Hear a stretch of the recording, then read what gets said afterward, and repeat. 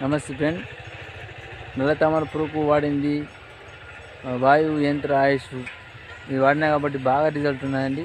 చూడండి పూత ఎట్లా ఉందో. పూత కానీ దగ్గర కనుపులు కానీ బాగున్నాయని నేను వీడియో చూపిస్తానండి. ఫ్రెండ్, నేను వాడింది ఆయుష్ వాయువు యంత్ర. రిజల్ట్ బాగానే ఉండేది. ట్రిప్స్ లేదు, నల్లు లేవు, దగ్గర కనుపులు వచ్చినాయి. పూత కూడా దగ్గర ఉందండి.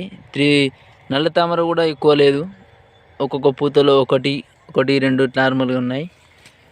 చూడండి కనుపులు ఎంత దగ్గరకు వచ్చాయో. దగ్గర కనుపులు ఉన్నాయండి. ప్రతిసారి నెక్స్ట్ వేరే కూడా ఇదే చేయాలనుకుంటున్నాను. నెక్స్ట్ సారి కూడా ఇదే స్ప్రే చేస్తే మనకి ఫ్లవర్స్ అన్నీ పిందెగా మారేసి మన కాయ దిగుబడి ఎక్కువ వచ్చే అవకాశం ఉంది. కాబట్టి మళ్ళీ సెకండ్ స్ప్రే కూడా ఇది చేస్తాను. చూడండి దగ్గర కనుపులు ఉన్నాయి. చూడండి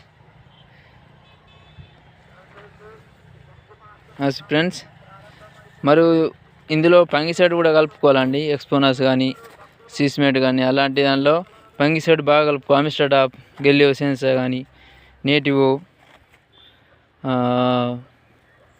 నేటివో మెరివాన్ ఇలాంటి మనకు 3 ప్రధాన సమస్యలు అండి. నల్ల తామర పురుగు మరియు నల్లి మరియు మంచు కురుస్తుంది. కాబట్టి ఇందులో కాయమచ్చ, కాయగుళ్ళు, కొమ్మిడి తెగులు సమస్యలు వస్తాయి. కాబట్టి ముందుగా మనము మంచి ఫంగిసైడ్లు మరియు గ్రోత్ మందు కూడా స్ప్రే చేసుకోవాలండి. సిమోడిస్ ప్లస్ ఇజాబి అని కానీ, నేటివో, ఎక్స్పోనాస్ ఇజాబి అని కానీ, లేదా క్రాప్ మ్యాక్స్ కానీ, అందులో ఫంగిసైడ్ మెరివాన్ కానీ, అది కాకుండా ఒక్కొక్కసారి ప్లాంటోమెస్ కూడా స్ప్రే చేయాలండి. ఇవి యాంటీబయాటిక్గా పనిచేస్తాయి. అంతేకాకుండా నేను ఇంతకుముందు మందు కాదండి, నేను స్ప్రే చేసింది ఆర్గానిక్ అండి, వాయువు యంత్ర ఆయుష్. దీంతో గ్రోత్ వచ్చి దగ్గర కనుపులు వచ్చి మళ్ళీ పూల తోటగా ఉంటుందండి. ఒకసారి అందరూ స్ప్రే చేసి దీని రిజల్ట్ కూడా బాగుందండి. నల్ల తామర పురుగు ఉధృతి కూడా చాలా వరకు తగ్గింది అనుకోవచ్చు. ఆర్గానిక్ కాకుండా మరియు సిమోడిస్ కానీ, ఎక్స్పోనస్ కానీ, ఎస్ఎల్ఆర్ దోమ మందు కూడా స్ప్రే చేస్తుండాలి. ఎక్స్పోనస్, కోలోజాబు ఇలాంటివన్నీ స్ప్రే చేసుకుంటుంటే మిర్చి తోట బాగా వర్క్ చేస్తుందండి. ఈ వైరస్ రాకుండా కూడా కంట్రోల్ అవుతుంది.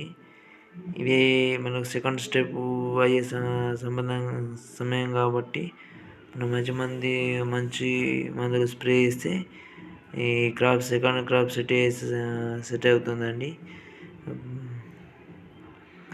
అందరూ ఈ ఎన్వై రైతు నేస్తం ఛానల్కి సబ్స్క్రైబ్ చేయండి, లైక్ కూడా చేయండి. థ్యాంక్ యూ అండి.